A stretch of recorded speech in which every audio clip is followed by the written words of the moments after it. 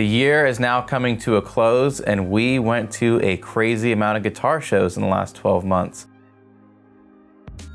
Throughout 2023, we got to almost every major American guitar show. We unfortunately did not make it to any international ones, so hopefully we'll be changing that this coming year. But we want to take some time to go back and reflect on the shows we have done.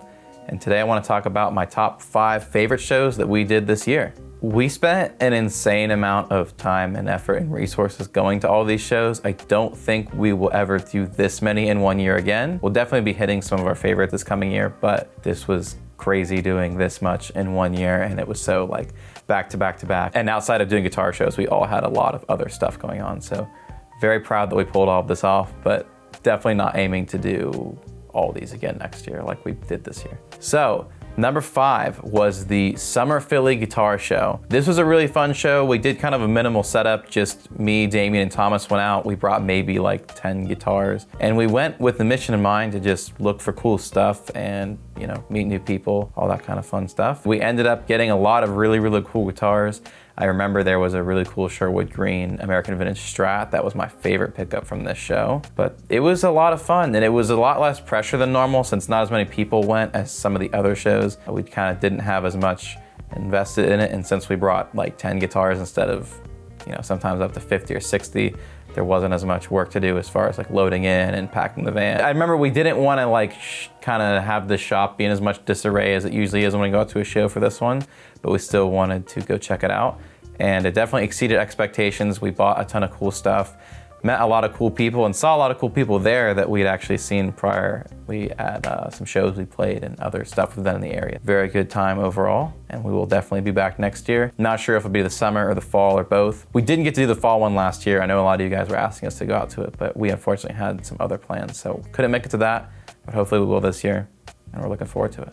Number 4 is one of the 2 shows that definitely took the most effort to go to, and that is the SoCal Guitar Show. This one was in Costa Mesa, California, just outside of Anaheim. This one was a journey to get to. I think January 7th or 8th, the van left from Florida.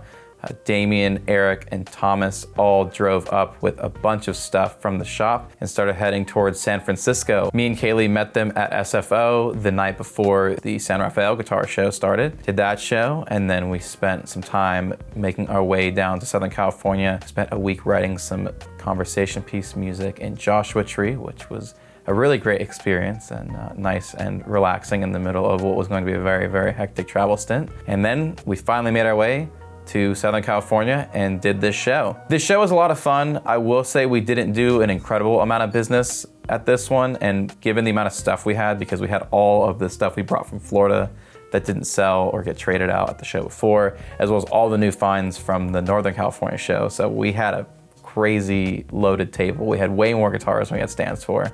I think before we even had our booth set up, Norman Harris, who runs Norman's Rare Guitars in LA, came through and got a Martin from us.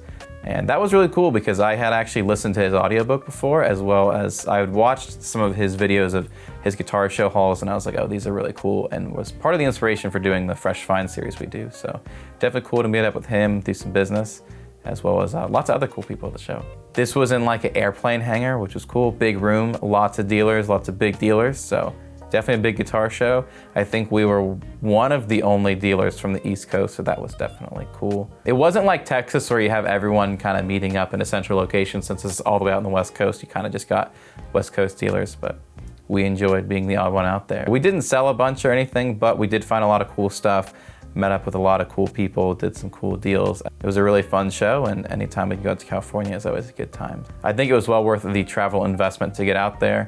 We aren't gonna be doing those shows this year as it's just a lot, but we'll probably be back at some point, maybe next year we'll hit those again. Number 3 is the Arlington Guitar Show. This show is kind of known for being one of the biggest ones as it's in such a central location just outside Dallas, Texas. You get dealers from the West Coast, dealers from the East Coast, and we've even met people from Sweden, Australia, Germany, Japan, all over the place, all kind of meeting in this central location to do some business. I will say the last 2 years, this show definitely wasn't as big as the stories that we've heard in the past, but that definitely didn't stop us from doing some cool deals. This year was a slower show, but towards the end, we started doing a ton of cool trades with other dealers, so that was really, really great. And even just getting to network with people all over the world is always cool.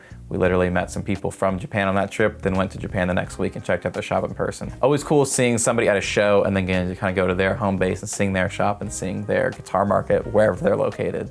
It's always a really cool experience. So this was actually the last year. They pulled us all into a room at the end of the second dealer day.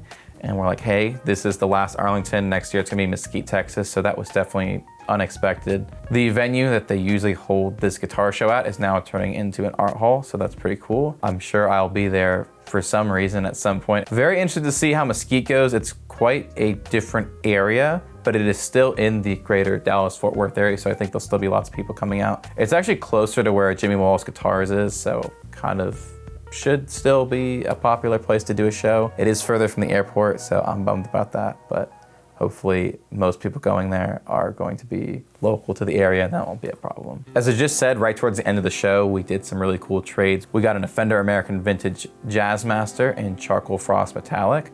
We got in this really cool American Original Telecaster in Shell Pink. We got an Ice Blue Metallic Strat with a matching headstock. 52 reissue American Vintage Tele. All these things are right up my alley. I love American Vintage Fender. They're some of my favorite reissues that Fender does. So it was cool to bring so many of those home. So number 2 was probably the most fun guitar show we did, which was the B3 Vintage Carolina Guitar Show. This one is in Asheville, North Carolina, which is just a beautiful area. Lots of good food and other cool stuff around. So even if the show was boring, we still would have had a great time going out there. Unfortunately, the show was also great. We met up with Casino Guitars. We did some video stuff with them, which was cool. You can go check that out on their channel as well as on our channel. Met a lot of other cool people as well, did some really cool trades. Got a bunch of amps, I remember. Maybe too many amps, but everything was really cool, so it was worth it.